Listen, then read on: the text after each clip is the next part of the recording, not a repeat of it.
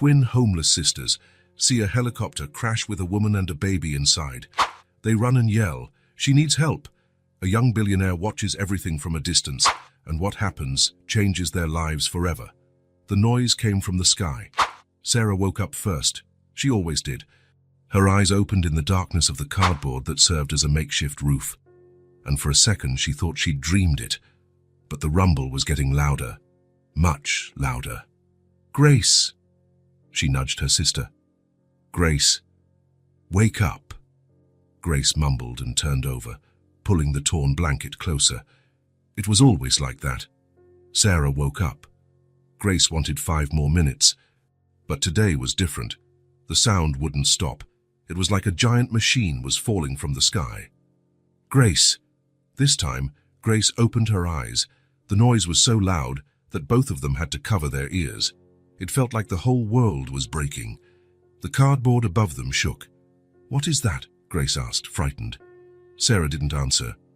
She was already on her feet, pulling her sister by the hand. They ran out of the little shelter they had built between 2 dumpsters in the corner of the vacant lot where they'd been sleeping for 3 weeks. The sky looked strange. A red light was flashing up there, spinning, and the noise. The noise was like thunder, but it never stopped. "Over there," Sarah pointed. The helicopter was going down. The 2 girls stood still, holding hands, watching that huge thing come straight to the ground. The red light was spinning slower now. The engine made a horrible sound, like it was choking. Crash. The helicopter hit the ground about 150 feet away from them, on the other side of the lot. The earth shook. Pieces of metal flew everywhere. Black smoke started rising. For a few seconds, everything was silent. Sarah and Grace looked at each other. "We have to see if anyone's in there," Sarah said. Grace shook her head. "What if it's dangerous? What if someone's hurt?" It was always like that. Sarah wanted to help everyone. Grace was scared of everything. But in the end, they always did everything together. "Okay," Grace sighed, "but if there's fire, we run." They walked carefully through the vacant lot. The ground was full of rocks, old cans, and dry weeds. Sarah stepped on a broken bottle and winced, but she didn't stop walking. Grace held her hand tightly. The closer they got, the scarier it seemed. The helicopter was on its side, with one of the blades broken. The other still spun slowly, making a low, sinister sound. Grey smoke came out from several parts. "Someone's in there," Sarah whispered. Grace squeezed her hand. "How do you know?" "Because I can hear it." Grace listened carefully. It was true. There was a sound coming from inside the helicopter. But it wasn't an adult moaning. It was the sound of a baby crying. "Hello," Sarah shouted. "Is anyone in there?" The crying continued, loud and desperate. "Hello," she shouted louder. "We came to help." No answer. Only the baby's cry, growing stronger. Sarah and Grace looked at each other. A baby. They ran the rest of the way. The helicopter door was half open, but it was jammed by twisted metal. Sarah tried to peek inside. "Can you see anything?" Grace asked. Sarah stretched up to see better. What she saw scared her. A woman was slumped in the seat, blood on her forehead. Her messy blonde hair was tangled, and she wore a white blouse that was now filthy. Her eyes were closed, and she wasn't moving, and in her lap, pinned by the wreckage. "The baby!" Grace shouted. It was a tiny baby, wrapped in a blue blanket, and he was crying, a loud, desperate cry. "Ma'am!" Sarah yelled. "Ma'am!" The woman didn't reply. She didn't move.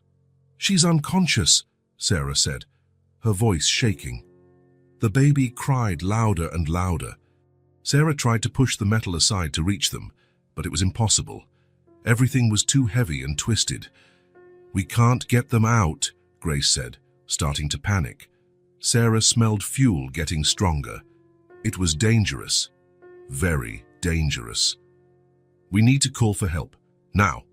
They backed away from the helicopter, the baby's cries echoing behind them. Sarah and Grace ran back across the vacant lot, slipped through the hole in the fence, and reached the avenue. It was nearly 2 in the morning, but there was still some traffic. Cars passed by with their headlights on. Sarah took a deep breath and ran into the middle of the street. "Help!" she shouted, waving her arms. "Help! There's a woman hurt." A blue car drove right past her, almost hitting her. The driver didn't even slow down. Sarah went back to the sidewalk and tried again. "Help us!" she shouted at another car.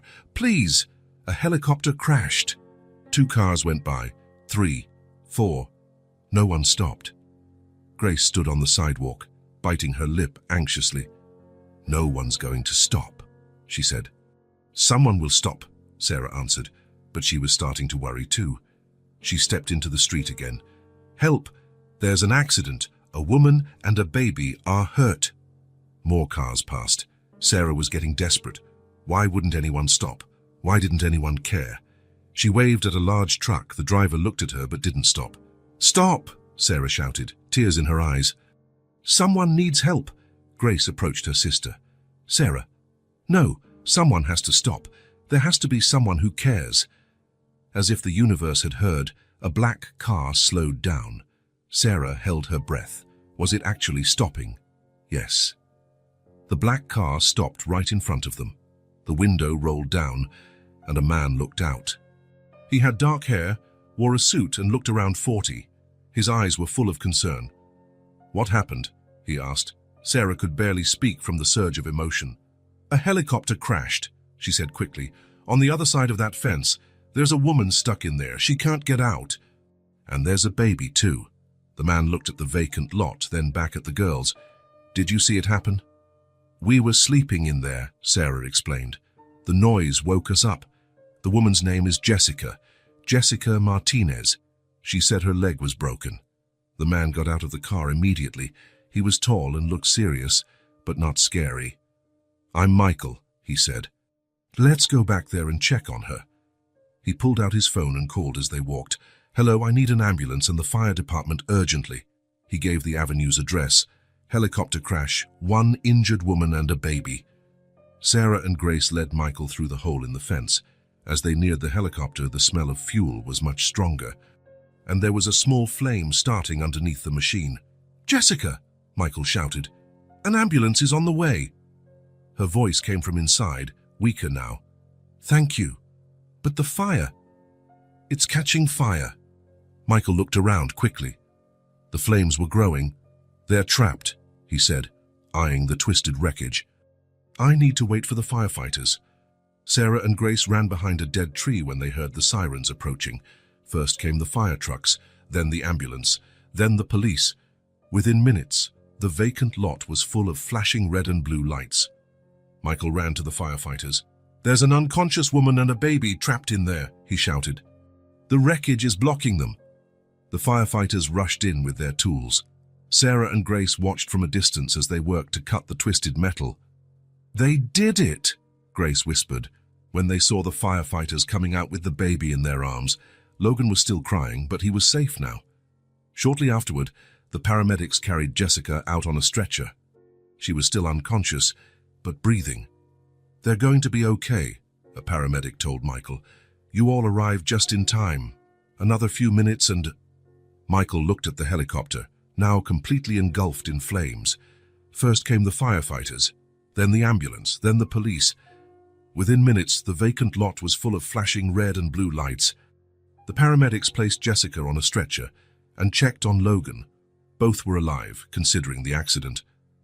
"They're going to be fine," a paramedic told Michael. "You got here at the right moment." Michael turned to thank Sarah and Grace, but they were gone. Michael looked around, confused. "Where did they go?" "Who?" asked a police officer. "2 girls. They found the crash. They ran to get help." The officer looked around the empty lot. "I don't see anyone." Michael walked to where the girls had been, but found nothing, just small footprints in the dirt. "Girls!" he shouted. "Sarah! Grace!" Silence. The paramedics were placing Jessica into the ambulance. Logan was safe in a nurse's arms. "Sir?" called a firefighter. "Come with me, please. I need to ask a few questions about the accident." Michael glanced one last time around the area. Where were the girls? They had been crucial in saving Jessica and Logan. They had run out to call for help when no one else cared, and now they had vanished as if they never existed. On the other side of the fence, behind a pile of debris, Sarah and Grace were hiding. They had learned to hide quickly. It was a matter of survival. "Why did we run?" Grace whispered. Sarah didn't know how to answer properly. It was instinct.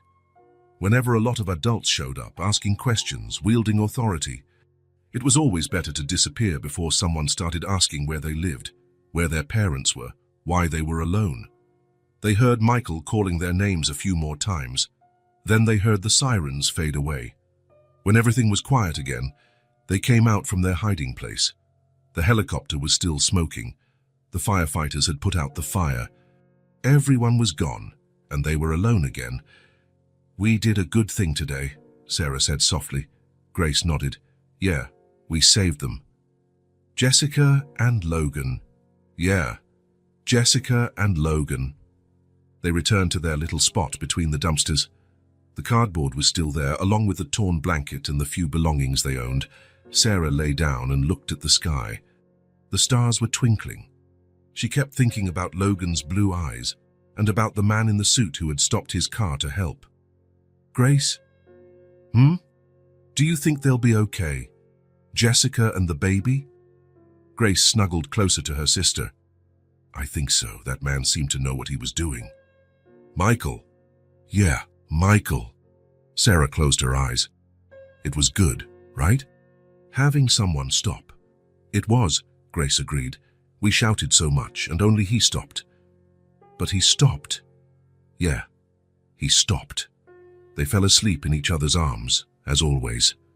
And for a few minutes before drifting off, Sarah didn't think about hunger or cold or the fear of tomorrow. She thought about how good it was to help someone, and about how Michael had looked at them as if they mattered, as if they truly existed. Across the city, Michael couldn't stop thinking about the two girls. It had all happened so fast. They appeared asking for help, led him to the crash, held the baby while he saved the mother, and then they vanished. Who were they? Where did they live? Why were they alone in the middle of the night? And why did they run away when he tried to thank them? Michael stared out the car window as he drove home. The city sparkled around him, full of lights. Somewhere out there, two little girls were sleeping in the open air. Two little girls who had saved two lives that night. Two little girls nobody seemed to see or care about. Except him, and Michael Carter couldn't get them out of his head. Michael couldn't sleep well. All night he kept thinking about the two girls who had disappeared. Who were they? Where did they live? And why had they run away when he tried to thank them? The next morning he made a decision. He'd go back to the vacant lot. Maybe they were still there. The helicopter had been removed overnight. Only burned marks on the ground and some scattered metal pieces remained. Michael parked his car by the avenue and slipped through the same hole in the fence he'd used the night before. The lot looked different in daylight. Less scary, but sadder. Trash everywhere, dry grass, graffiti on the walls. It was the kind of place people pretended not to see. Michael walked slowly, looking around. He wasn't sure what he was looking for. Maybe the girls wouldn't come back after last night's scare. Then he heard soft voices. He followed the sound and found Sarah and Grace crouched on the ground on the other side of a pile of debris. They didn't see him approach. Sarah held a piece of charcoal in her hand and was drawing something on the concrete floor. Grace sat beside her, watching. "No, like this," Grace whispered. "The ear is rounder." Sarah wiped it with her hand and drew again. "Better, better." Michael moved closer and saw what they were doing. On the ground, drawn with charcoal, there was a picture of a dog. It was simple but well made. Next to it, other drawings, a house with windows, a tree, a butterfly. "Good morning," Michael said softly. The two girls jumped in fright. Sarah dropped the charcoal, and they both got to their feet quickly, ready to run. "It's okay," Michael said, raising his hands. "It's me, Michael. From last night." Sarah and Grace looked at each other. Of course, they remembered him, the man in the black car who had stopped to help. "You came back," Sarah said, more a statement than a question.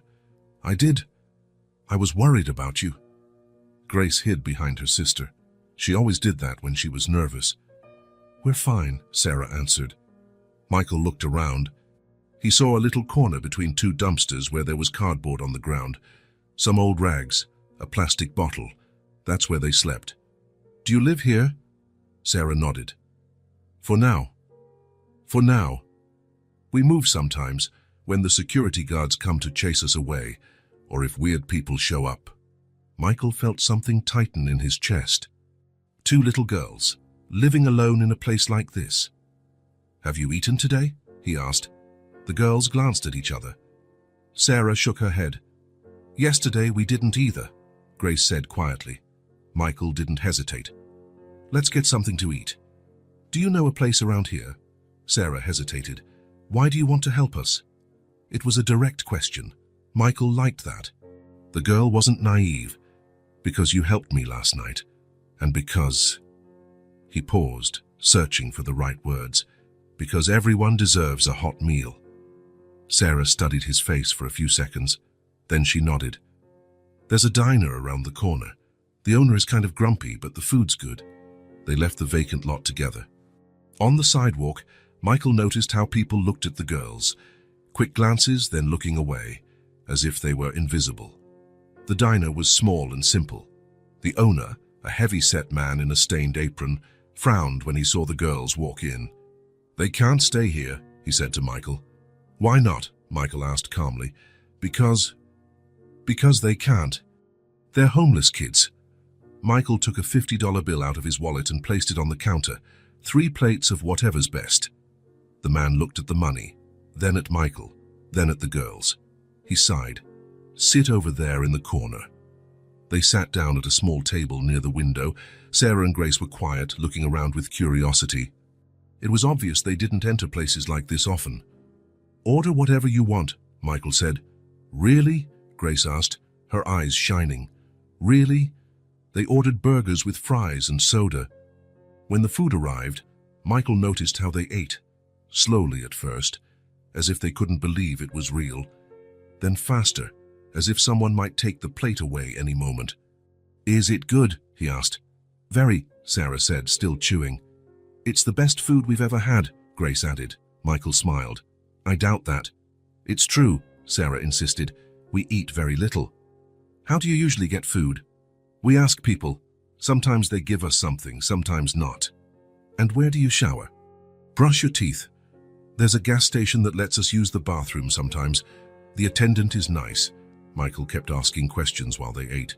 He learned that Sarah was 7 and Grace was 6. They were sisters, not twins, just very similar. How long have you been living on the streets? Sarah paused her eating for a second. About 2 years. And before that? Where did you live? With our mum, Grace answered. In a small house. What happened to her? The girls went quiet. Sarah fiddled with a fry on the plate. She got sick, Sarah finally said. What kind of illness? I don't know the name. She started coughing a lot. Then she couldn't get out of bed anymore. Then... Sarah stopped. Grace continued. She died in her sleep. We woke up and she didn't wake up again. Michael felt his heart tighten. I'm so sorry. We stayed with her for a while, Sarah continued. We didn't know what to do. Then some men came and said we had to leave the house. Do you have any relatives, grandparents, uncles? We don't know anyone, Grace said. Mom said her family lived far away. What about your father? The girls looked at each other. We never met him, Sarah answered. Mom never talked about him. Michael nodded. 2 little girls alone in the world. No family, no home, no one to look after them. How did you learn to survive on your own? Mom taught us a lot before she died, Sarah explained. How to be polite to people, how not to accept anything suspicious from strangers, how to always stay together. She said we had to take care of each other, Grace added. No matter what happened, we'd always have each other. Michael observed the 2 girls. Despite the dirt and the torn clothes, the hard life, they had something special. They spoke politely, said please and thank you and cared about one another. Do you go to school? Sarah shook her head. We can't. We don't have an address. We don't have documents. But Mom taught us to read a bit, Grace said proudly. And to count it too. Really? Show me. Sarah looked around and saw a sign on the wall. She read slowly. Special offer, family combo. Very good, Michael said. and math. If you have $10 and spend 3, you have 7 left, Grace answered quickly. Michael smiled. Exactly. They finished eating, and Michael ordered dessert, chocolate ice cream for both. Why are you being so nice to us? Sarah asked as she ate the ice cream. Michael thought about his answer. Because you were brave last night. Many adults wouldn't have done what you did. We just did what we had to do, Sarah said. Not everyone would. Our mom always said we have to help when someone needs it, Grace explained. Even if we don't know them. Michael looked at them with admiration. How could 2 children who had lost everything still have so much kindness in their hearts? You're special, he said.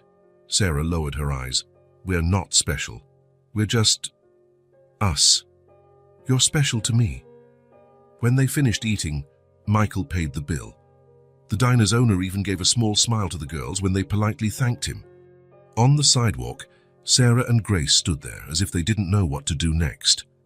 Do you want me to walk you back? Michael asked. Sure, Sarah replied. On the way back to the vacant lot, Michael thought about everything he'd learned. 2 intelligent, polite, courageous girls who had lost their mother, never met their father, and now lived alone on the streets. Who last night had saved 2 lives without thinking about their own danger. Who drew on the ground with charcoal to pass the time. Who shared the little they had. Who protected each other. When they arrived at the vacant lot, the girls said goodbye politely. Thank you for the food, Sarah said. It was really good, Grace added. You're welcome, Michael replied. Maybe I'll see you again. Maybe, Sarah said, but she didn't seem to believe it much. Michael went back to his car, but didn't leave immediately. He stood there, watching the girls go back to their spot between the dumpsters.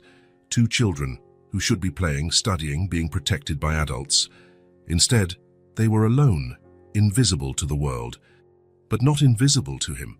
Michael Carter had made a decision. Those girls would not stay alone for much longer. Michael spent the whole morning thinking about Sarah and Grace. Even after returning home, he couldn't get the image of them eating as if it was their last meal out of his head. And maybe it really was. 2 children living on the streets, completely alone. How could the world allow such a thing? But there was someone else he couldn't forget. Jessica, the woman from the helicopter. How was she doing? Was the baby okay? Michael picked up the phone and called the hospital. Hello? I'd like information about a patient who arrived early this morning, Jessica Martinez. Helicopter accident. 1 moment, please. The receptionist went silent for a few seconds. Yes, she's here. Are you a relative?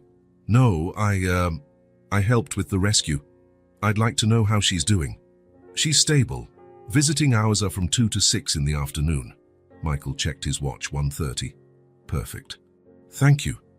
An hour later, Michael was in the hospital corridor, looking for Jessica's room. The smell of disinfectant and the sound of medical equipment always made him uncomfortable, but today he had a reason to be there. Room 237. He knocked lightly on the door. Come in, said a female voice from inside. Michael opened the door slowly. Jessica was lying in bed, her left leg suspended in a device and her right arm in a cast. She had some cuts on her face, but she was awake and alert. Next to her, in a small bassinet, Logan slept peacefully. Jessica! She looked at him curiously. Yes. I'm Michael. Michael Carter. I helped with your rescue last night. Jessica's eyes lit up immediately. You're the man who got me out of the helicopter. Michael approached the bed. Actually, the firefighters rescued you. I just called for help. No. Jessica shook her head emphatically. The paramedic told me everything. You were the one who organized the rescue. If it wasn't for you, she looked at Logan, we'd both be dead. Michael pulled up a chair and sat beside the bed. How are you both doing? Broken leg, fractured arm, some cuts, Jessica replied, touching her face. But I'm alive. Logan is perfect. The doctor said it was a miracle. It really was. Jessica looked at him warmly. Thank you. From the bottom of my heart. You saved our lives. Michael felt awkward with the gratitude. He'd done what any decent person would do. Actually, he said, the ones who really saved you were 2 little girls. Jessica frowned. What do you mean? 2 kids, Sisters, Sarah and Grace. They were sleeping in the vacant lot when the helicopter went down. They were the ones who ran to the avenue for help. Jessica was silent for a few seconds, processing the information. Children. Yes, they're very young, about 7 and 6 years old. They saw the accident. They did, and they came to check. They found you and Logan trapped. You were unconscious, he was crying. They realized they couldn't get you out alone and ran to call for help. Jessica put a hand on her chest, moved. My God. They stood in the avenue yelling for help. Several cars just kept going. When I stopped, they told me everything, took me right to you. Where are they now? Jessica asked. I need to thank them. Michael hesitated. They live on the streets, says Jessica. What do you mean? They're orphans. Their mother died 2 years ago. They have no one. Jessica's eyes widened. 2 children alone on the streets. Yes, they sleep in a vacant lot, beg for food, survive as best they can. Jessica started to cry. Silent tears rolled down her face. 2 little angels, she whispered. 2 angels who have nothing, yet they ran to save us. Michael nodded. They are special. I need to see them, Jessica said urgently. I have to thank them. Jessica, you need to rest. No, she interrupted. You don't understand. These girls saved my son, saved my life. I won't be at peace until I thank them in person. Michael saw the determination in her eyes. He recognized that look. It was the same look he saw in the mirror when making big business decisions. They're shy around strangers, he said. Please, Jessica begged. Bring them here. I'm begging you. Michael looked at Logan, sleeping peacefully in the bassinet.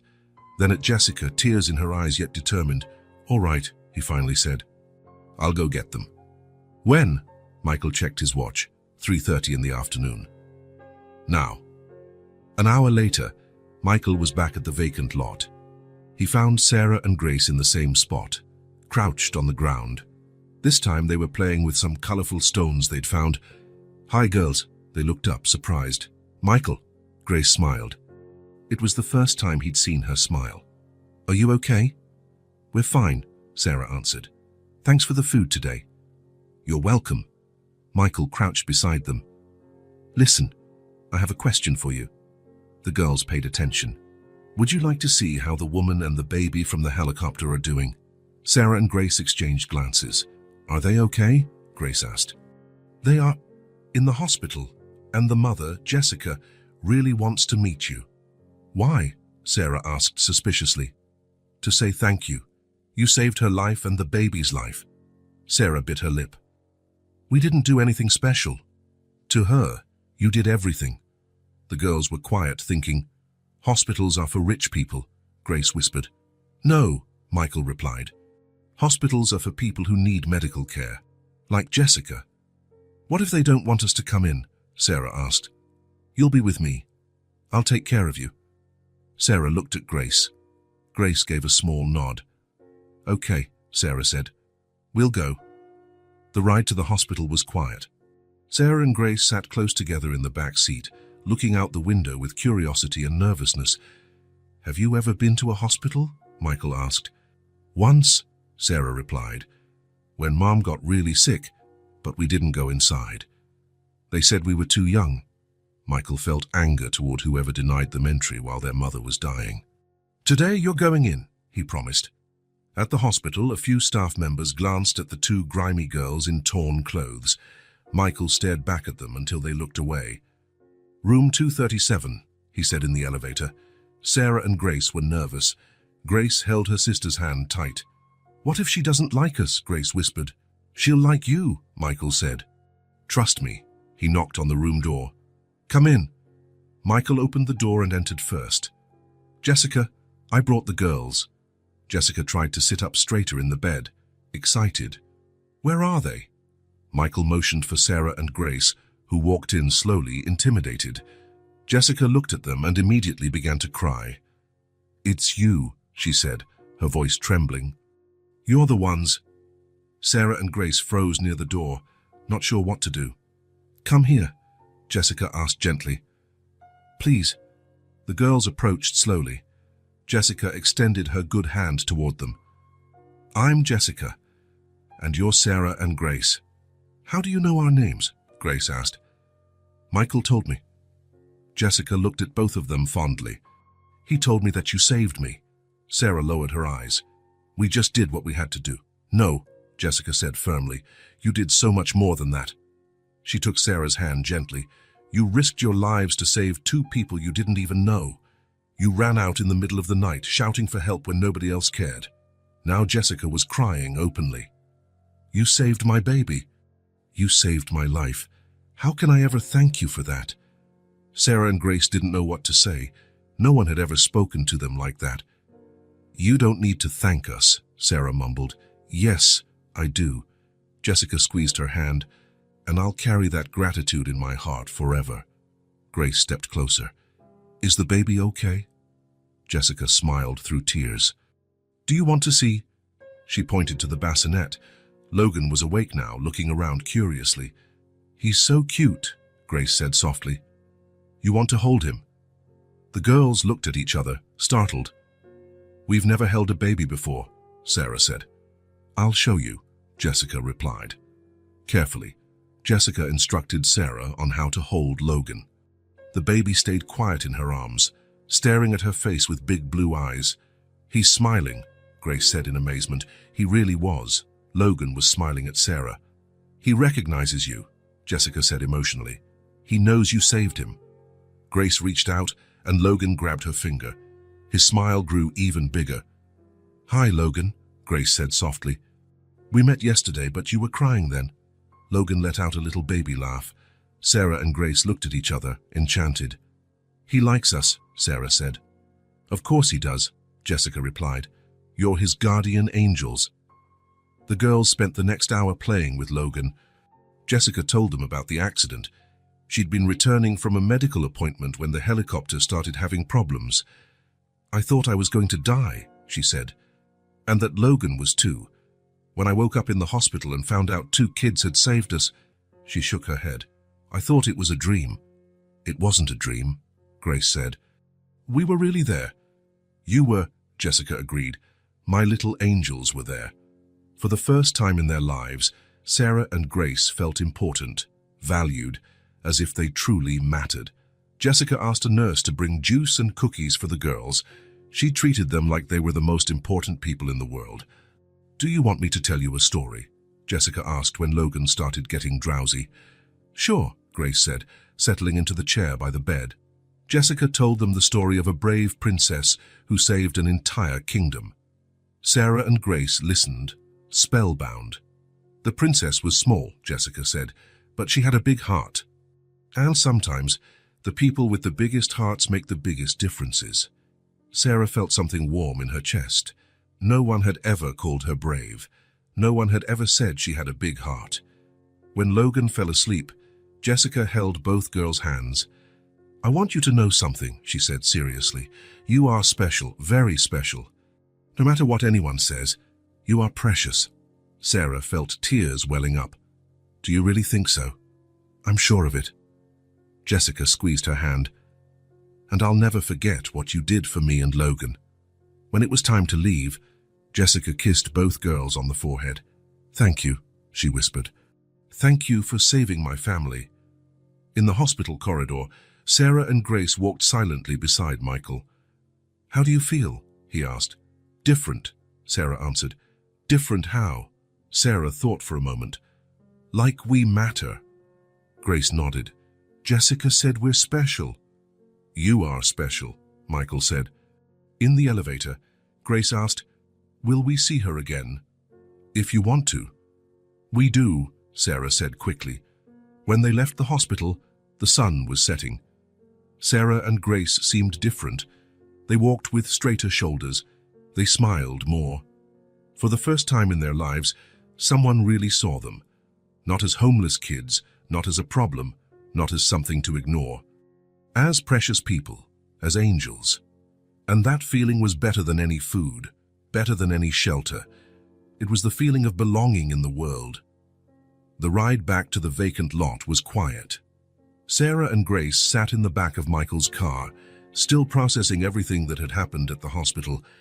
Their eyes sparkled in a different way, as if a small light had switched on inside them. Jessica is really nice, Grace said softly.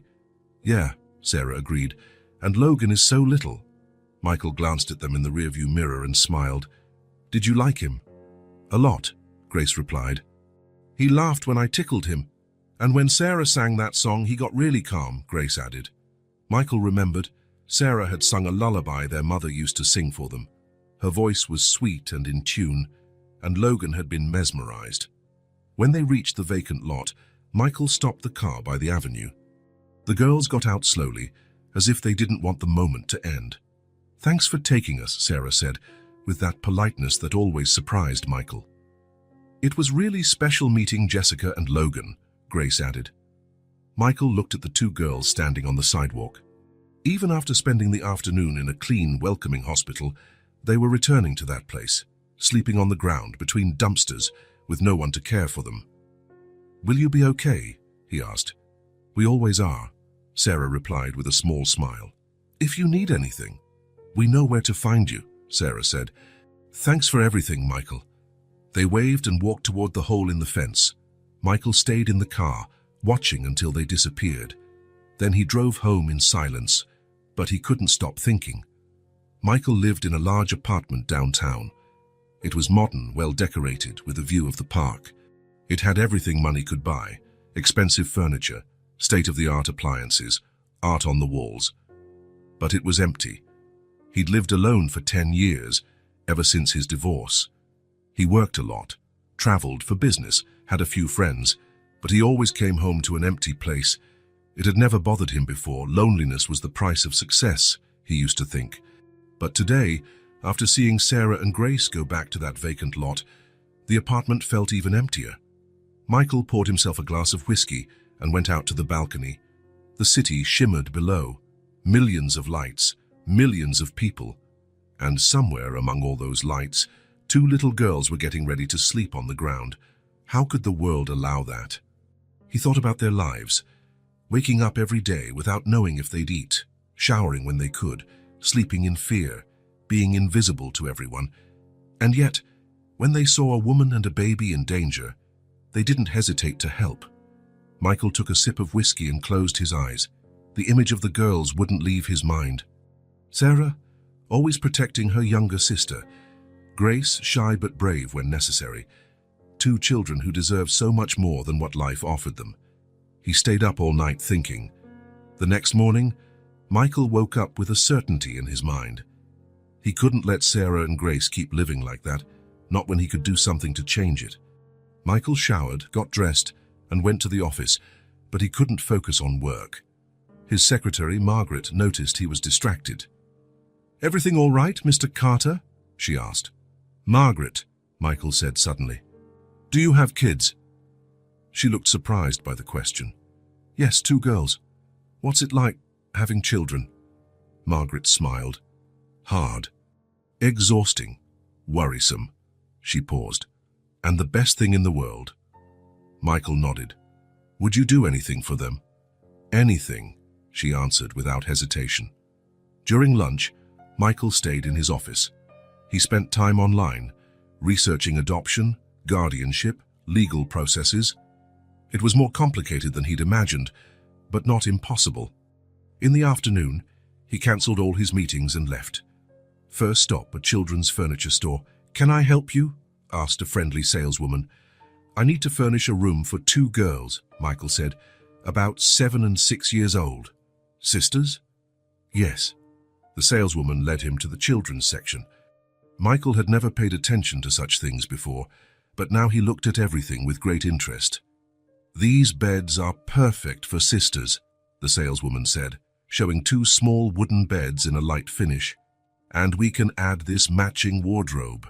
Michael liked it, simple but cozy. "I'll take them," he said. "And for decoration, we have some nice paintings, lamps." Michael chose everything quickly. 2 small bedside tables, a butterfly-shaped lamp, animal-themed pictures for the walls. "When can you deliver?" he asked. "Tomorrow morning, if you like." "Perfect." Second stop, a bookstore.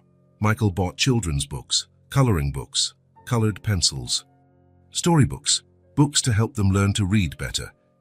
He remembered Sarah reading the menu sign at the diner, Grace talking about math, third stop, a toy store. He felt lost among so many options, dolls, games, puzzles. What did girls that age like? "Can I help?" asked a store employee. "I'm buying for 2 girls. They haven't had many toys in their lives." The employee smiled understandingly. "How old?" 7 and 6.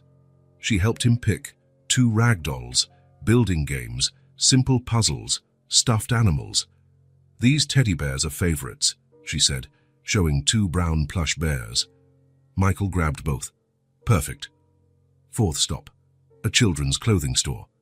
Michael looked around, intimidated. How would he know their sizes? Which clothes to buy? A saleswoman approached.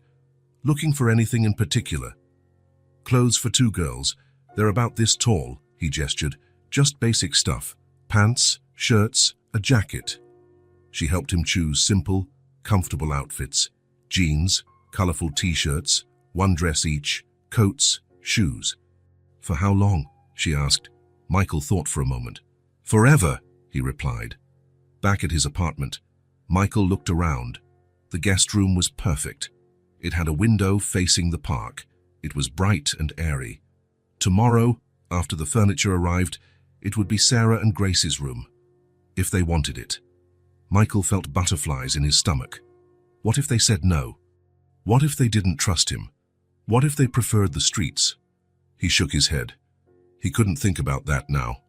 The next morning, Michael woke up early. The furniture arrived at 9. He supervised everything. The beds were placed on either side of the window, the wardrobe against the wall, the tables by each bed. The result was simple but cozy.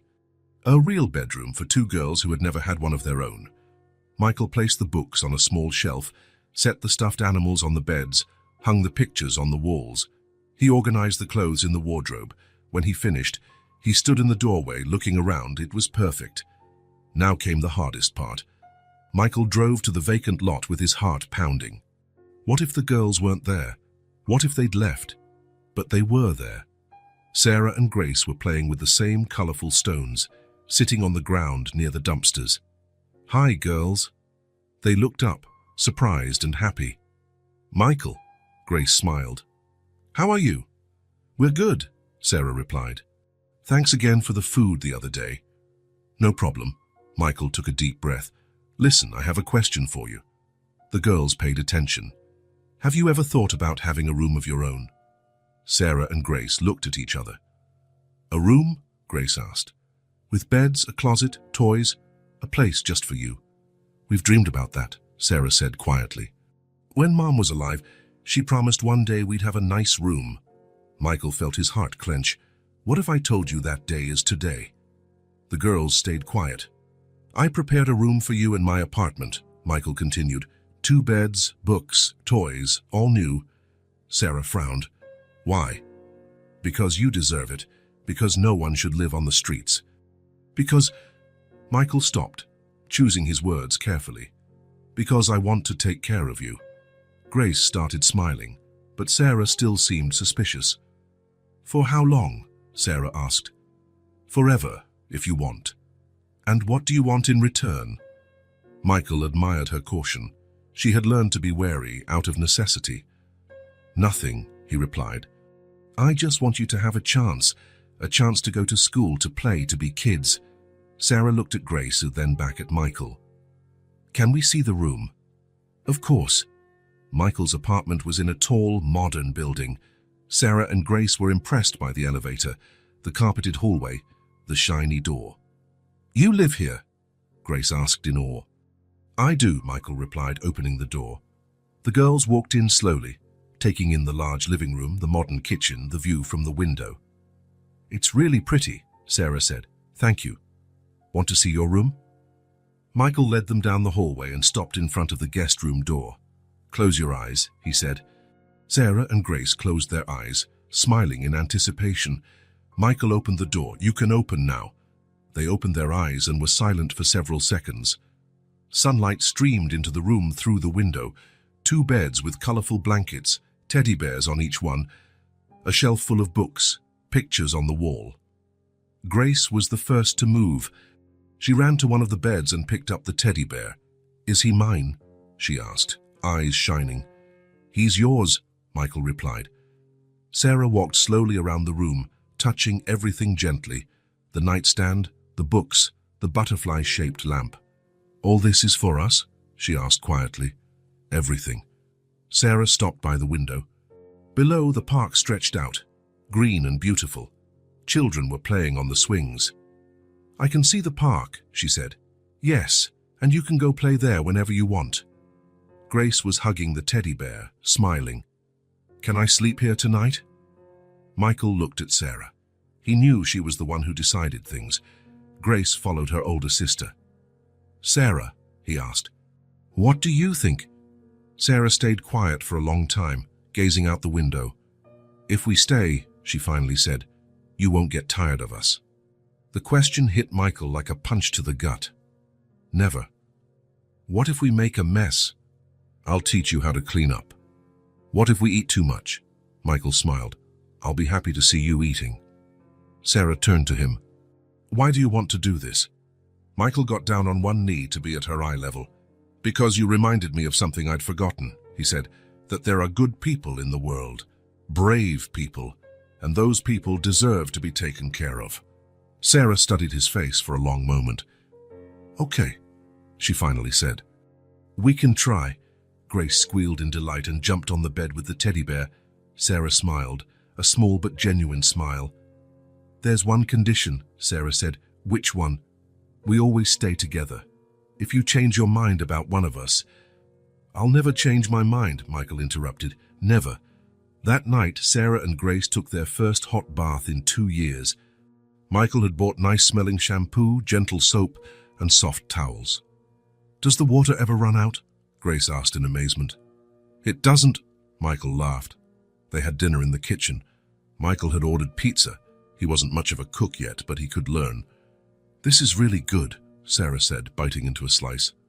"Better than the diner?" Michael asked. "Better," Grace agreed. When it was time to sleep, the girls wore new pajamas and brushed their teeth with colorful toothbrushes. "Do you want me to turn the lights off?" Michael asked. Sarah and Grace looked at each other. "Could you leave the lamp on?" Grace asked softly. "Sure." Michael turned on the butterfly-shaped lamp. A soft yellow glow lit the room. "Good night, girls." "Good night, Michael," they replied in unison. Michael went to his room but couldn't fall asleep right away. He lay awake listening to the sounds of the house. For the first time in 10 years, he wasn't alone. From the girls' room, he could hear low whispers. "Grace. Do you think this is real?" "I think so." "What if it's a dream?" "Then it's the best dream we've ever had." "It really is." Silence for a few minutes. "Sarah?" "I like him." "Me too." "Do you think he likes us?" "I think so. He did all this for us." "Yeah, he did." More silence. "Grace? For the first time, I'm not afraid of tomorrow." "Me neither." Michael smiled in the dark. 2 girls who had lived on the streets, who had seen the worst of the world, were finally able to sleep in peace, in warm beds, with teddy bears, in a home where someone cared for them. For the first time in their small lives, Sarah and Grace were truly safe. And Michael Carter, a 40-year-old businessman who had been so lonely, finally found a purpose worth more than any business deal. He had found a family. Sarah and Grace were in the living room, putting together a puzzle on the floor, when the doorbell rang. "Who could it be?" Grace asked, looking at Michael. Michael went to the intercom. "Hello? Michael? It's Jessica." "Jessica Martinez." "Jessica!" Michael smiled. "Come on up. Apartment 12B." The girls jumped to their feet, quickly smoothing their hair and clothes. In the week they'd been living with Michael, they'd learned how to greet visitors politely. "It's Jessica," Grace said excitedly. "We'll see Logan again." "Let's see," Michael replied, opening the door. A few minutes later, Jessica appeared in the hallway.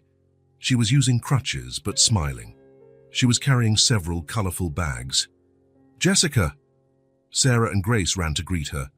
"Girls!" Jessica bent down carefully and hugged them. "How are you?" "We're great," Grace replied.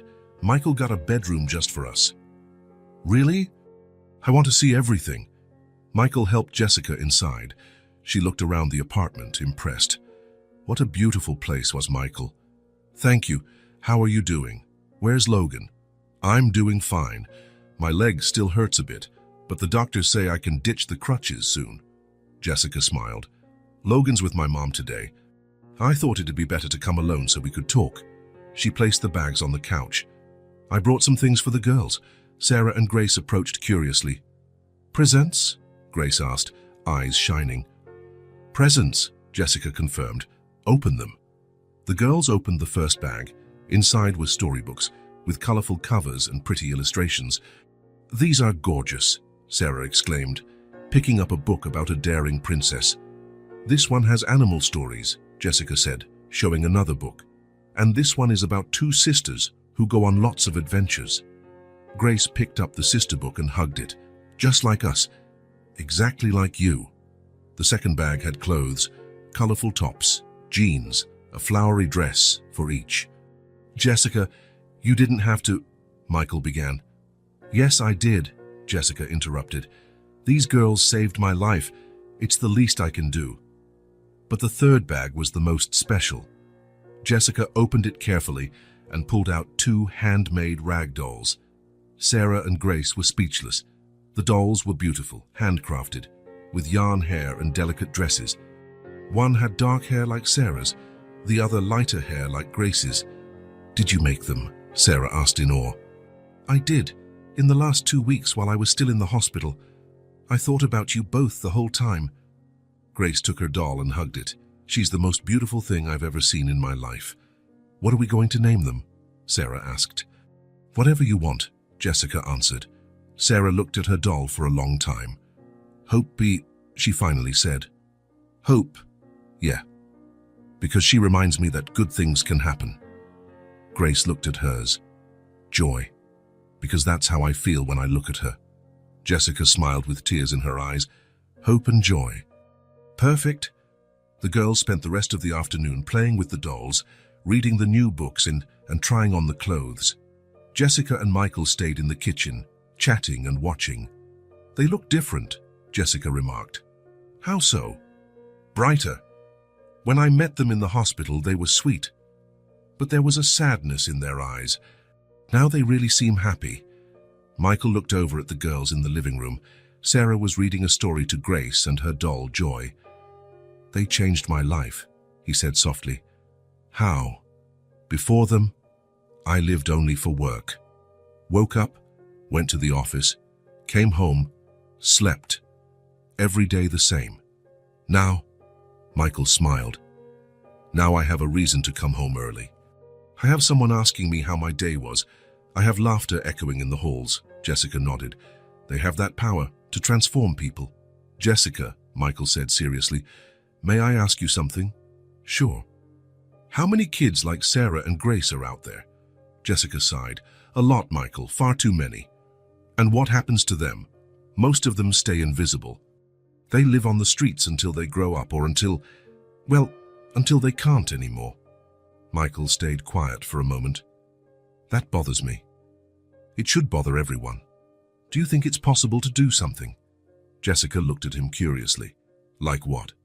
I'm not sure. A project, a foundation, something to help more children like them. Jessica's eyes lit up. Are you serious? Completely. Jessica leaned forward. Michael, I've been working in social services for 10 years. I've always dreamed of creating something bigger, more effective. Then let's create it. It would be a huge effort. I have time and resources, and I have experience and contacts, Jessica added, excited. They were both silent for a moment, each lost in their thoughts. How would it look? Jessica asked. I'm not sure exactly. Maybe a shelter, or multiple shelters. Places where kids like Sarah and Grace can be safe while we look for families for them, or while preparing them for adulthood if families aren't found. Exactly. With schooling, medical care, psychological support. Jessica grew more animated. We could have a team of social workers searching for kids on the streets, bringing them to a safe place. And responsible adoption programs so they can find real families. Michael, this is incredible. From the living room, Grace yelled, Jessica! Come see how Joy sits down. Jessica and Michael went to the living room. Grace had placed her doll in a small chair with a book on her lap. She likes to read, just like me, Grace explained. So smart, Jessica said, sitting on the floor next to the girls. Sarah was drawing in the sketchbook Michael had bought. She was drawing a big house with many windows and a red door. What a pretty drawing, Jessica commented.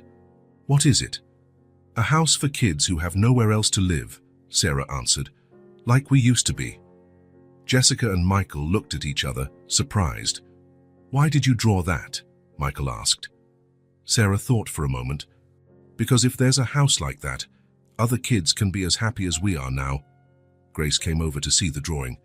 Can I draw the garden? Sure. While the girls drew together, Jessica whispered to Michael, They understand. What? The project. They know other kids need what they found here. Michael looked at the drawing. Sarah had sketched children playing in a garden, little smiles on their faces. What should we call the project? Jessica asked. Michael watched Sarah and Grace drawing, their heads close together. Two little girls who had shouted for help on a busy street and changed everyone's life around them. Small voices, he said suddenly. What? Small voices. Sarah and Grace shouted on the avenue until someone listened. Their small voices saved you and Logan, Jessica smiled. Small voices. I like it. But that's not all, Michael continued. They have huge hearts. Even after losing everything, they still care about others. Small voices, big hearts, Jessica concluded. Perfect. They stayed quiet, savoring the moment. A project was born that afternoon, inspired by two girls who turned tragedy into hope. When do we start? Jessica asked. Tomorrow, Michael answered. I'll talk to my lawyers about setting up a foundation. And I'll speak to my contacts in social services. I have colleagues who'd love to join something like this. Sarah looked up from her drawing. Michael, Jessica, do you want to have dinner with us? Of course, Jessica replied. What are we having? Michael makes really good pasta, Grace said proudly. Michael laughed. It's just pasta with tomato sauce. But it's delicious, Sarah insisted. That evening, the four of them ate together in the kitchen. Sarah and Grace talked about their new life, showed off their favorite books, chatted about the drawings they made. Jessica talked about Logan, who was growing and smiling more each day. Michael talked about how his life had changed since the girls arrived. When Jessica left, she hugged the girls warmly. Thank you for the gifts, Sarah said. Thank you for everything, Grace added. Thank you, Jessica replied, for giving me a family and now a purpose. After Jessica left, Michael helped the girls get ready for bed. They placed their new dolls, Hope and Joy, on their beds next to the teddy bears. Michael? Sarah called when he was about to turn off the lamp. Yes. We heard you talking about helping other kids. You did. We think it's a good idea, Grace said. You do. Everyone deserves a family, Sarah explained, just like we have now. Michael smiled. You two are amazing. We learned from you, Grace replied. That night, Michael went to bed with a full heart. He had a family, a purpose, and the certainty that his life would never be the same.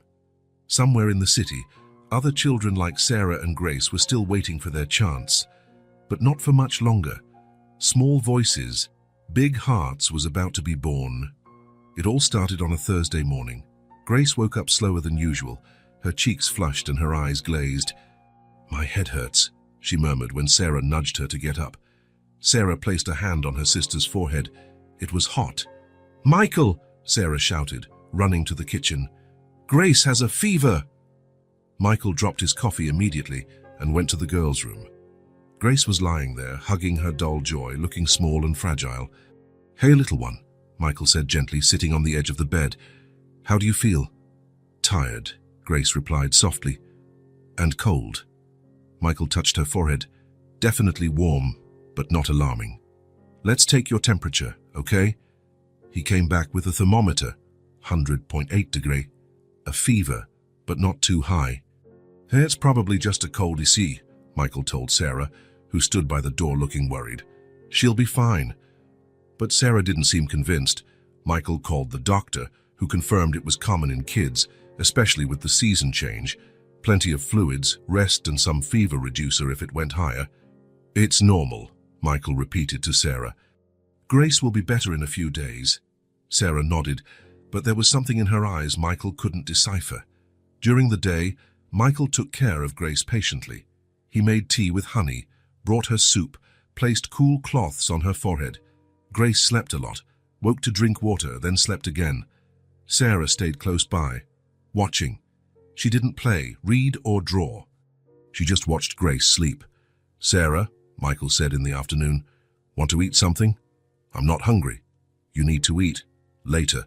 By Monday, Grace still had a fever. Not high, but persistent. 99.9 degree Fahrenheit in the morning, 100.6 degree Fahrenheit in the afternoon. She ate little, slept a lot, and complained of a headache. Michael took her to the doctor. "It's viral," the doctor explained. "Sometimes it takes a week to fully pass.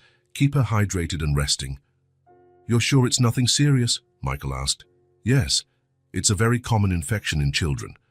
If the fever goes above 102 degrees or she develops other symptoms, call me." Michael felt relieved, but when he looked at Sarah in the waiting room, she seemed even more tense. On the way home, Grace slept in the back seat. Sarah was silent, looking out the window. "Sarah, the doctor said she'll be fine," Michael said gently. Sarah didn't reply. By Tuesday, Grace was a bit better. Her fever dropped to 99.5 degrees, and she managed to eat half a bowl of soup. "I'm getting better," Grace said with a weak smile.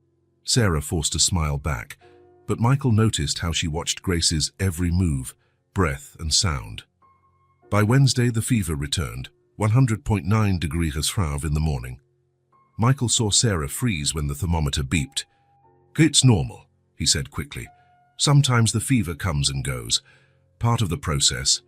But this time, Sarah left the room without a word. Michael found her on the balcony, sitting on the floor, hugging her knees. "Sarah?" She didn't look up. "Want to talk?" Sarah shook her head. Michael sat beside her. "You're scared." It wasn't a question. Sarah stayed silent, but he saw a tear rolling down her cheek. "Grace will be fine," Michael said softly. "How do you know?" Sarah asked, not looking at him. "Because the doctor said so. It's just a common virus. Mom started with a cold, too." The words were so quiet Michael almost didn't hear. "Sarah." First she started coughing, then came the fever. Then Sarah swallowed hard. Then she couldn't get out of bed anymore. Michael felt his heart ache. He'd forgotten. Sarah lost her mother to illness. To a child of 7, a fever could mean death. "Grace isn't going to die," he said firmly. Sarah finally looked at him, eyes full of unshed tears. "You can't be sure." "Yes, I can. Because Grace doesn't have the same illness your mom had." "How do you know?"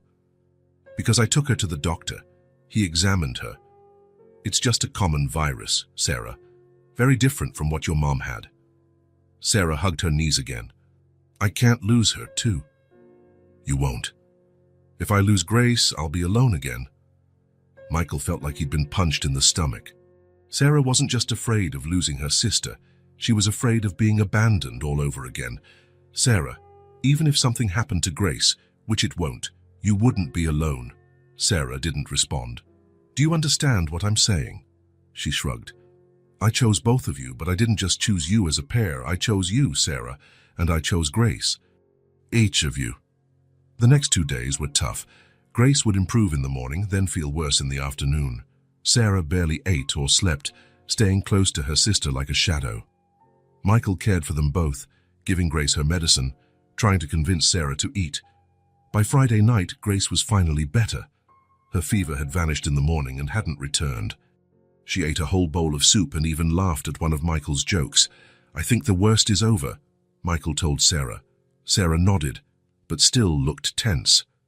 When Grace fell asleep, Sarah sat on the bed next to her, watching.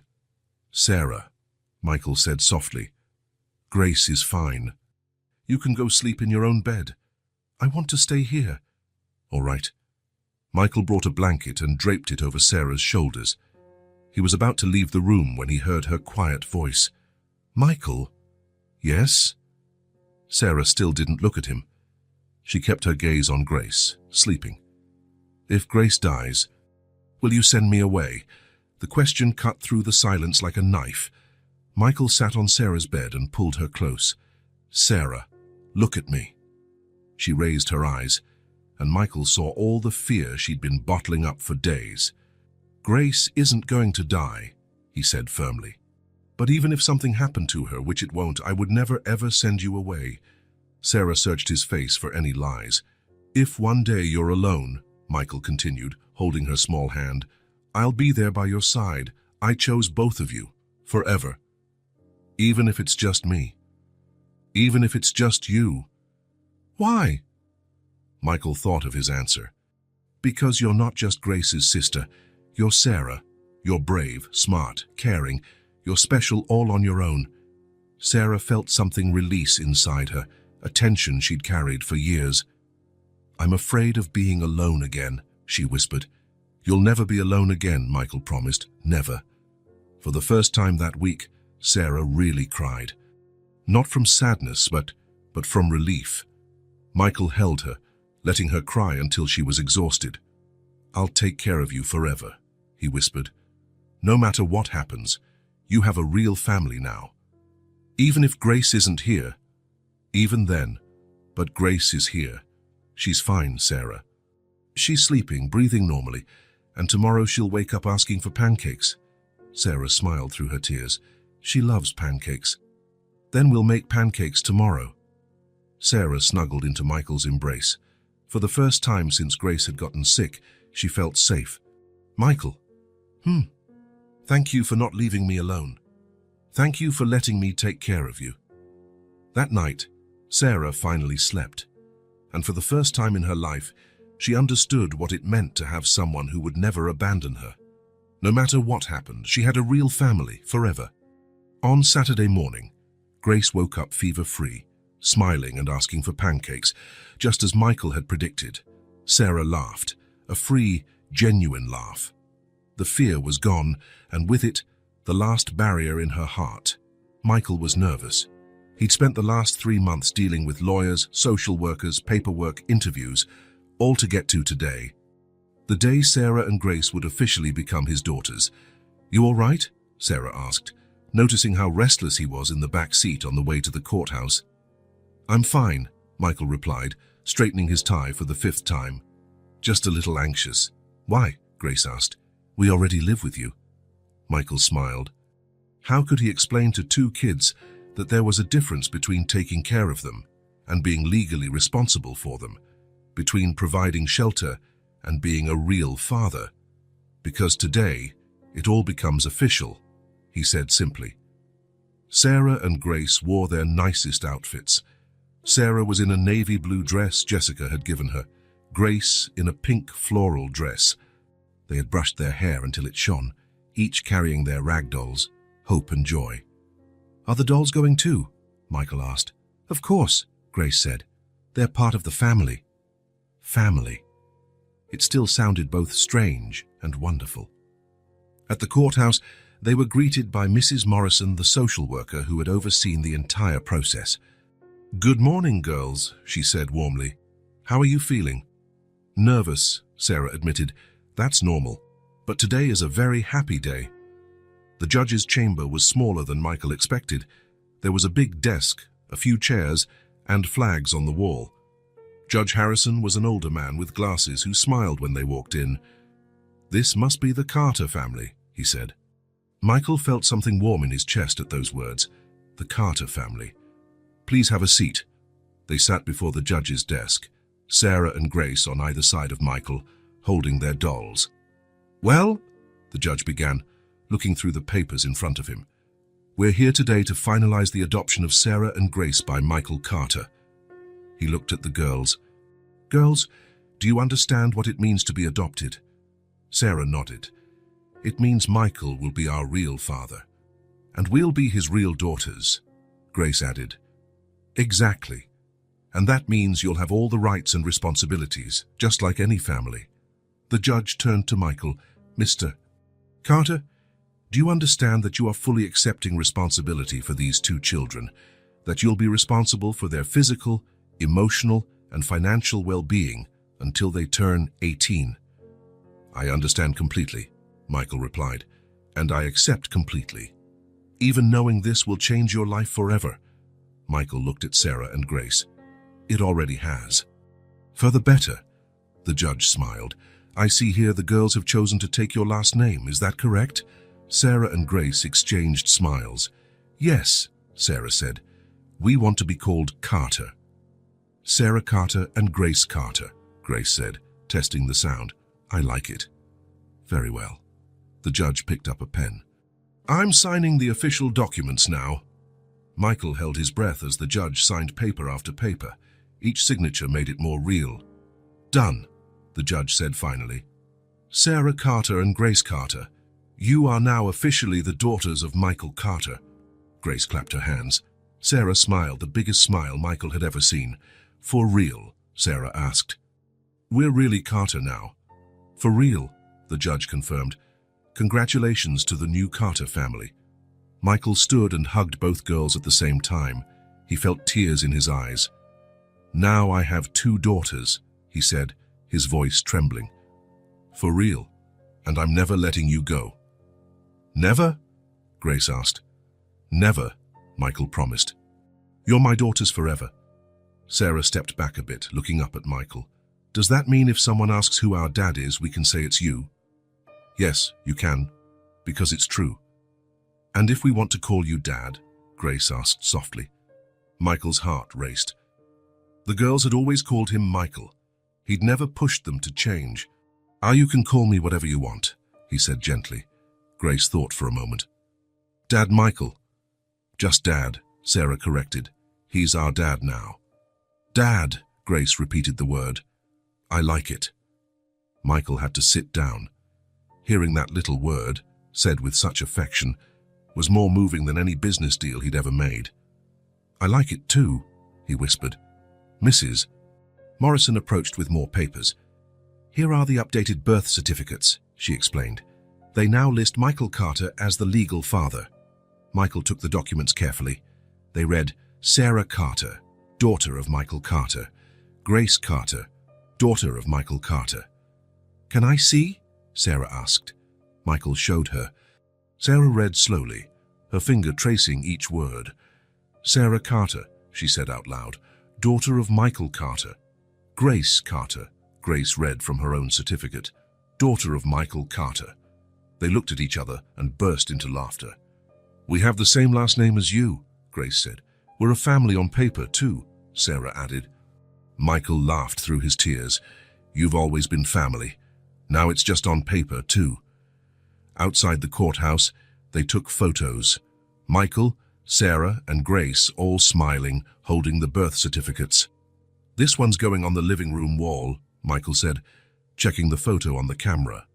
Next to our drawings, Grace asked. Next to your drawings. On the way home, the girls wouldn't stop talking.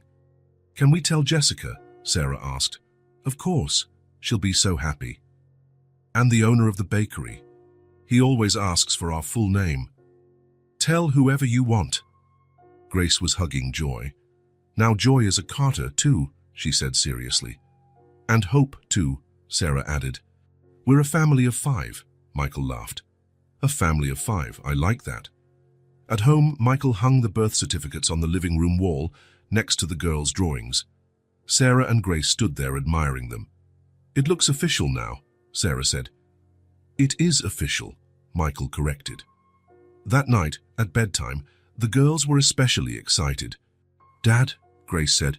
She was still getting used to the word. Can you tell us a story? Sure. What kind of story? One about a family, Sarah said. A family like ours, Grace added. Michael sat on the bed between the two. Once upon a time, there was a man who lived alone in a big house. Who wasn't happy, Sarah interrupted. He wasn't happy, Michael agreed. Until one night, he heard 2 voices asking for help. Our voices, Grace said excitedly, the voices of 2 very special girls, and when he helped them, he realized he didn't want to live alone anymore. Then what? Sarah asked, even though she knew the ending. Then he asked them to come live with him, and they said yes. And they became a real family. With papers and everything, Grace added. With papers and everything, Michael confirmed. He said goodnight to them and went to his own room. But before sleeping, he stood in the doorway, watching. There were his daughters, Sarah Carter and Grace Carter, two girls who had come into his life like a miracle and changed everything. They weren't just two kids he was helping. They weren't guests in his home. They were his daughters, for real, forever. And for the first time in 10 years, Michael Carter felt completely at home. Because family isn't where you're born. It's where people choose to love you forever. And they had chosen him as much as he had chosen them. A real family. With a name, a home, and so much love. The auditorium was packed. Michael peeked from behind the curtain and felt his stomach tighten. Journalists, officials, business people, social workers, families interested in adoption. Over 300 people had come to the official launch of Small Voices, Big Hearts. Nervous? Jessica asked, coming up beside him. She wore a dark blue dress and held Logan in her arms, who at 8 months old was chubby and smiling. A bit, Michael admitted. How about you girls?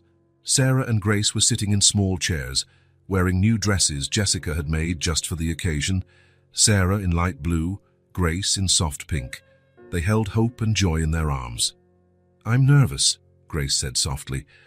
It'll be fine, Sarah said, taking her sister's hand. We just need to tell our story. Our true story, Grace agreed. Michael knelt beside them. Are you sure you want to do this? You don't have to go on stage if you don't want to.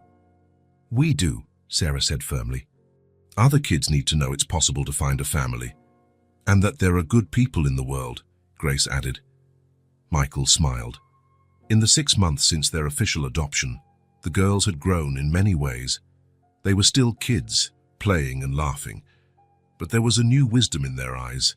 Attention, said the event organizer. We start in 5 minutes. The Small Voices, Big Hearts project had become real faster than Michael and Jessica had imagined. With Michael's resources and Jessica's expertise, they'd secured partnerships with the government, private companies, and social organizations. The first shelter would open the next month, 20 rooms, each for 2 children, staffed 24 hours a day. And it was only the beginning. It's time, Jessica said, taking a deep breath. They walked out from behind the curtain and onto the stage. The audience gave polite applause. Michael approached the microphone first. Good afternoon, he began, his voice echoing through the auditorium. 6 months ago, I was just a single businessman who worked too much and lived alone. Soft laughter from the crowd. Today, I'm the father of 2 extraordinary girls. And I'm here to tell you how they not only changed my life, but inspired a project that will change the lives of hundreds of other children. Michael briefly recounted the night of the helicopter accident, finding Sarah and Grace yelling for help in the street, discovering they lived alone on the streets. But the best person to tell this story, he said, is the woman they saved, Jessica Martinez. Jessica came to the microphone, Logan sleeping peacefully in her arms. 6 months ago, I thought I was going to die, she began. My baby and I were trapped in a burning helicopter. I was unconscious. Logan was crying. There was no one around to help. The auditorium fell silent, except for 2 little girls, 2 kids who slept in a vacant lot, who had nothing, who lived alone in the world. Jessica looked at Sarah and Grace, sitting on the stage. They could have ignored it. They could have run away. They were just children, and it was dangerous. But they didn't. Jessica's voice grew stronger. They ran to the avenue. They shouted for help. They stood there in the middle of the street until someone stopped. And when Michael stopped, they didn't ask for anything for themselves. They only asked him to save us. Some people in the crowd were visibly moved. Sarah was 7, Grace 6. Orphans, homeless, invisible to the world. Yet that night, Jessica paused, looking at the girls. That night they screamed, and the world heard them. The auditorium was completely silent. They screamed because they knew 2 lives depended on it. They screamed because, even having lost everything, they still cared about other people. They screamed because they had small voices, but huge hearts. Jessica turned to the audience. And that's why we're here today, Because there are hundreds, thousands of children like Sarah and Grace, children who scream, but no one hears, children with small voices, but giant hearts. The emotion in her voice was contagious. The small voices. Big Hearts Project exists because two little girls showed me that it doesn't matter how small you are, or how little you have, you can always make a difference in someone's life. Jessica beckoned Sarah and Grace to come forward. I'd like you to meet these two heroines. Sarah and Grace walked hesitantly to the microphone. The auditorium applauded warmly. Hi, Sarah said softly into the microphone. I'm Sarah Carter. And I'm Grace Carter, Grace added, even more timid. Do you want to share a bit of your story? Jessica encouraged. Sarah took a deep breath. We lived on the streets after our mom died. It was really hard. We were hungry, cold, scared. But we always took care of each other, Grace added. And when we saw the helicopter crash, Sarah went on, we knew there were people inside who needed help. Just like we needed help, Grace said. So we ran to get someone. Lots of cars passed by without stopping, but Michael stopped. Sarah looked over at Michael at the side of the stage, and he didn't just help that day. He gave us a family. Grace moved closer to the microphone. Now we have a dad, a home, toys, books, but the most important thing is that now we know we'll never be alone again. And we want other kids to have that too, Sarah said. That's why this project exists, Grace concluded. Jessica returned to the mic. Sarah and Grace don't know this yet, but the first shelter of the project will bear their names, Sarah House and Grace House, so we never forget that courage has no age and heroes can come in any size. The auditorium rose in a standing ovation. Sarah and Grace blushed but smiled. Michael joined them on stage. These two girls taught me that family isn't about blood. It's about choice. It's about showing up. It's about never giving up. He put a hand on each girl's shoulder. They chose to save Jessica and Logan that night. I chose to save them, too. And now, together, we choose to save other children. After the event, journalists crowded around Michael, Jessica, and the girls. The questions were many. How does it feel to be heroes? One reporter asked Sarah. We don't feel like heroes, Sarah answered honestly.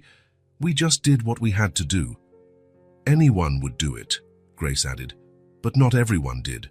Another reporter pointed out. Several cars drove past you that night. Sarah thought for a moment. Maybe they didn't know how to help. Or maybe they were afraid. We understand that. But we never stopped trying, Grace said, even when it seemed like no one would stop. Is that your message to other kids in a similar situation? A journalist asked. Never give up, Sarah said firmly. Someone will hear, someone will care. And never be afraid to ask for help, Grace added. Sometimes good people are just waiting for you to shout loud enough. The next day, newspapers were full of articles about the project, but one headline in particular caught Michael's eye, and he kept it. Courage has a sound, and it starts small. The piece recounted the entire story, from the helicopter crash to the project's launch. It had photos of Sarah and Grace on stage, of Michael hugging them, of Jessica with Logan. Look, Dad, Grace said, pointing at the photo in the newspaper. We're in the news. You sure are, Michael smiled. The whole world will know your story. And the project, Sarah added. How many kids do you think will help? A lot, Michael replied. Thanks to you two. Sarah and Grace looked at each other and smiled. Thanks to everyone, Sarah corrected. You, Jessica, Logan, all those people who came yesterday. That's right, Grace agreed. We screamed, but everyone listened together. Michael hugged them both. And we'll keep shouting until there are no more kids alone in the world. Promise, Grace asked. I promise. And in that moment, Michael knew that promise would be kept. Because when small voices join big hearts, miracles happen. And the greatest miracle of all is when a family is born out of love, grows through hope, and multiplies into other families, small voices, big hearts, and a world that finally learned to listen. Sarah and Grace were at school. Michael glanced at the clock. 3 in the afternoon. They'd be back by 5. Enough time for the surprise. For 2 weeks, he'd been planning this in secret. Ever since the success of the Small Voices, Big Hearts event, life had gotten a bit hectic. Interviews, meetings, journalist visits. The girls were patient, but Michael realized they needed something just for them. A space just to be kids. Michael opened the door to the spare room next to his office. It had been empty for months, just storing boxes, but today it was going to be transformed. The decorating team arrived promptly at 3:30. Mr. Carter, the designer, a young woman named Marina, walked in with fabric samples. "We brought everything as discussed." Michael smiled. "Perfect. You have an hour and a half." "More than enough. Let's begin." Michael watched them work. First came the rugs, a large, round, rainbow-colored rug in the center, soft as a cloud. Then smaller ones around the edges, each with different patterns: butterflies, flowers, stars. "The shelves go here," Marina indicated, placing 2 low bookshelves against the side walls, one for books, the other for games and toys. Michael had chosen everything himself: storybooks, coloring books, animal books, board games, puzzles, building blocks, and toys, different dolls than they already had, cars, stuffed animals, a fully furnished dollhouse. "And here," Marina went on, "we'll put the dress-up trunk." The trunk was white with colorful flowers painted on it. Inside, Michael had placed princess dresses, superhero capes, funny hats, masks, magic wands. "They're going to love it," one of the decorators said, arranging the costumes in the trunk. "I hope so," Michael replied. On the walls, they hung cheerful pictures, smiling animals, bright landscapes, motivational phrases in big, colorful letters. "Dreaming is the first step. You are special. Family is love." In the corner by the window, they put a small round table with 2 chairs for drawing and homework. Beside it, a big comfy armchair where Michael could sit and read them stories. "All done," Marina said at 5 minutes to 5. "What do you think?" Michael looked around, his heart clenching with emotion. The room had turned into a true children's paradise. Bright colors, soft textures, everything tidy and inviting. "It's perfect," he said. "Thank you." The team packed up quickly and left.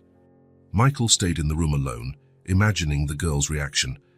At 5 o'clock sharp, he heard the key in the door. "Dad, we're home," Grace called. "I'm here," Michael answered, closing the playroom door behind him. Sarah and Grace ran in, throwing their backpacks on the couch. "How was school?" Michael asked, kissing both their foreheads. "Great," Sarah said. "The teacher said my drawing for the project was really good. And I learned a new song," Grace added. "Want to hear?" "I do. But first, I have a surprise for you." The girl's eyes lit up immediately. "What kind of surprise?" Sarah asked, trying to sound skeptical but clearly excited. "Come see," Michael said, walking toward the hallway. Sarah and Grace followed him curiously. Michael stopped at the door of the old storage room. "Close your eyes," he said. "Again." Grace laughed. "Just like when you showed us our bedroom." "Yes, but this time it's different." The girls closed their eyes, smiles of anticipation on their faces. Michael opened the door slowly. "Open them!" Sarah and Grace opened their eyes and froze for a few seconds. The room sparkled with color and possibility. The rugs beckoned them to sit and play. The shelves overflowed with treasures. The costume trunk hinted at 1,000 adventures. "Oh my goodness," Sarah whispered. Grace said nothing. She just ran to the center of the room and flopped onto the rainbow rug, laughing. "Is this all for us?" Sarah asked, still standing in the doorway as if she couldn't believe it. "Yes," Michael replied, smiling. "Now you can play without worry." Sarah walked in slowly, touching everything gently, the bookshelf, the drawing table, the comfy armchair. "Without worry about what?" she asked. Michael knelt beside her. "Without worrying that someone will take it away, without worrying it's temporary, without worrying you don't deserve it." Sarah looked at him, her eyes shining. "We deserve it. You deserve this and so much more." Grace had already discovered the costume trunk. "Sarah, look. There's a princess dress." Sarah ran over to her sister. They began pulling out costumes, laughing and trying on funny hats. "This one's perfect for you," Grace said, placing a golden crown on Sarah's head. "And this one's yours," Sarah replied, wrapping Grace in a sparkly red cape. Michael sat in the armchair, watching. The girls ran around the room, exploring every corner. They picked up books, opened games, hugged new stuffed animals. "Look at this," Grace shouted, finding the dollhouse. "It has tiny furniture." "And look at all these books," Sarah said, running her finger along the colorful spines on the shelf. They played for hours, dressing up as princesses, putting on a pretend show, building towers with blocks, reading books together on the rug, drawing at the little table. Michael never left the room. Sometimes he joined in, sometimes he just watched with his heart full of joy. "Dad," Grace said at one point, pausing in the middle of a game. "Thank you. Thank you for what? For all this, for letting us be kids." Michael felt tears in his eyes. "You've always been kids. But now we can really play," Sarah said, "without worrying about anything. Without having to grow up too fast," Grace added. Michael hugged them both. "You can play as long as you want. You can be kids as long as you need." As evening fell, the girls' laughter echoed through the house, free, untroubled laughter full of pure joy. This big apartment, once silent and empty, was now alive. Every corner had a sound, every hallway had movement. It was no longer just a fancy, well-decorated place, it was a complete home. Around 8 at night, after dinner, the three of them sat on the balcony. It was a quiet autumn evening, with a gentle breeze and a sky painted in shades of orange and pink. Michael had made hot chocolate for all, a new tradition they'd started a few weeks ago. Sarah and Grace held their favorite mugs, warming their small hands. No visitors were expected. No important calls to take. No frantic schedules or urgent appointments. Just the three of them at peace. "What did you like most about the playroom?" Michael asked, settling into a chair beside the girls. "Everything," Grace said immediately. "But I think what I liked most was the feeling." "What feeling?" Grace pondered for a moment. "The feeling that it's really ours." "Actually ours," Sarah nodded. "When we lived on the streets, sometimes we found thrown-away toys. We'd play a little, but always worried someone would appear and say they weren't ours. Now we know it's ours," Grace continued, "and no one's going to take it away." Michael sipped his hot chocolate, thinking about their words. How could two small children have such profound wisdom? "You know what I learned from you?" he asked. "What?" Sarah asked, curious. "That family isn't just about sharing a last name or living in the same house." "It's not," Grace wondered. "No. Family is about being there for the important moments. And also the simple ones, like this." Michael looked at the two girls beside him, mugs of hot chocolate in their hands, hair messy after an afternoon of fun. "Family is whoever stays," he said softly, "and I'm staying with you." Sarah didn't say anything. She just moved closer to Michael's chair and rested her head on his shoulder. Grace scooted closer from the other side and took his hand. "Forever?" Grace asked quietly. "Forever," Michael confirmed. They stayed like that for a long while, wrapped in a comfortable silence. The sky slowly darkened, and the first stars appeared.